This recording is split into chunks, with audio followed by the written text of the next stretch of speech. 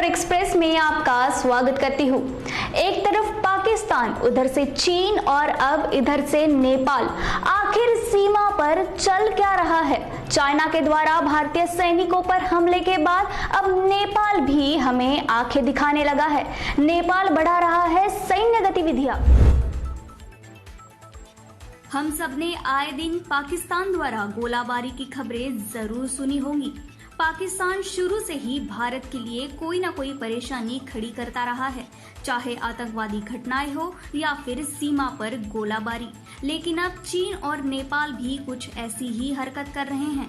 अभी हाल ही में नेपाल ने सीमा पर गोलाबारी की थी और चाइना ने नापाक हरकत की है। 1965 के बाद यह पहली बार है जब चीन की तरफ से इस तरह की हरकत हुई है।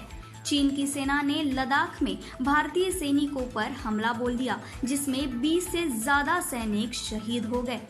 चीन अरुणाचल प्रदेश व लद्दाख के काफी हिस्से को अपना बताता रहा है। चीन और भारत के सैनिक कई बार आमने सामने आ चुके हैं। इसके अलावा हाथापाई की खबरें भी आती रही हैं, लेकिन यह पहली बार है जब चीन ने इतना बड़ा हमला बोला हो।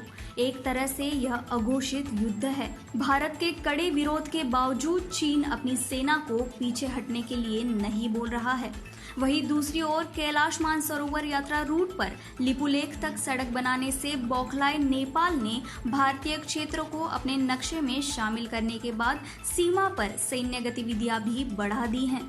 बुधवार को नेपाली सेना के सेनाध्यक्ष पूरन चंद्र थापा और नेपाल सशस्त्र प्रहरी के आईजी शैलेंद्र खनाल नेपाली सेना के हेलीकॉप्टर से भारतीय कस्बे धारचुला के पार नेपाली कस्बे दारचुला पहुंचे।